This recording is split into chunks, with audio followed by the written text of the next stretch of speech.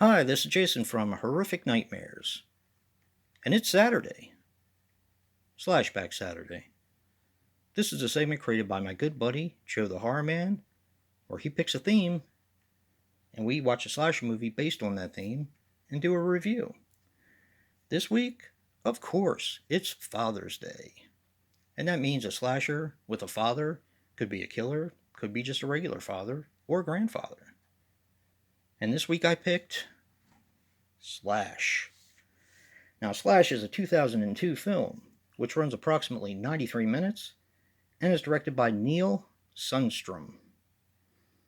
Now, he was responsible for Finding Leroy, Dead Easy, and Inside Out. Now, this stars James O'Shea as Mac. He was in Targeting, Kiss the Bride, and The Forsaken. Craig Kirkwood is Keith. He was in Rain, Remember the Titans, and Dead Above Ground. And finally, Nick Borain as Billy Bob. He was in Bloodline, Detour, and Money Monster.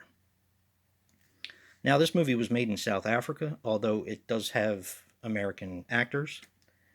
And the US VHS has an editing defect in it. The part where the sheriff drives up and Mac is chopping wood actually plays twice. Now, I don't have the VHS, I have the DVD, and for some reason it's been slipping my mind, and I've actually been meaning to tell Joe not to pick up the VHS, but to pick up the DVD because of that exact problem. Okay, this is an interesting slasher, and I did talk a little bit about this last week on the Super Slash Brothers stream. This is about a band called Slash who is on the verge of making it big. They had one of the record executives come in and listen to the band as they were playing, and they gave them a showcase. And they had to be at LA by a certain time. Now, at that same concert, a man dressed in a suit, who we later find out is Billy Bob, walks up to the lead singer and gives him a letter describing how his father had passed. And Joe said not to tell you if it's a father or grandfather, so we're just going to go with the actual plot of the film and not the trickery that comes along with it. So they stop in their tour bus on the way to LA to do their showcase, basically to bury the father.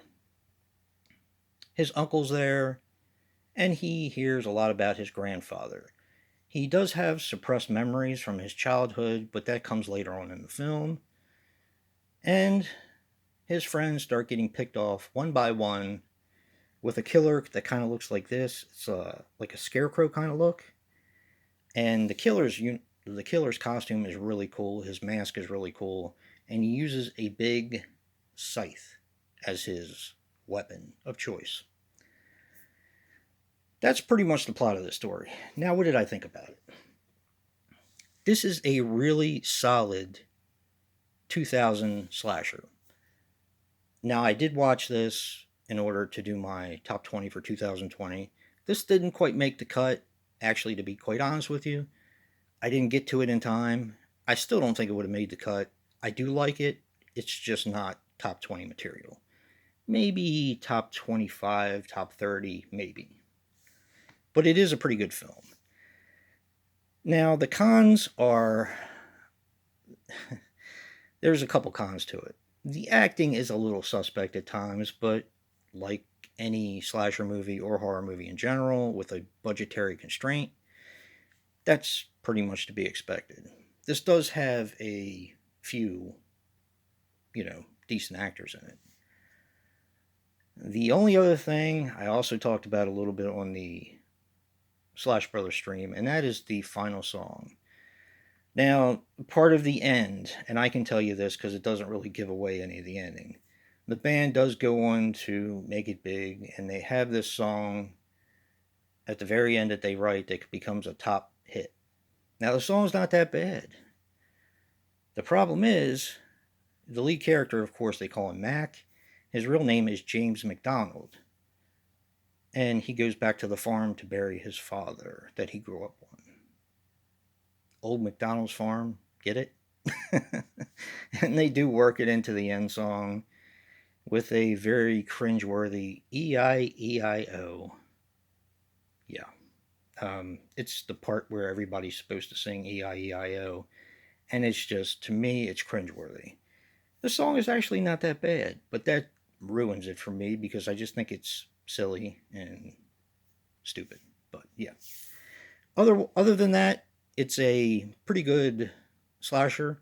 What I think I might do is, so you guys can hear the song and get a good laugh, I'll probably put the link to the actual song in the description box below so you can check it out.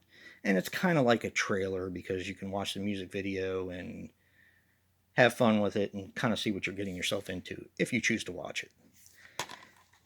And don't forget to check out Joe, see what he picked, and what our theme is for next week. And if you like what you see in here, hit that like button and subscribe. And until next time, peace.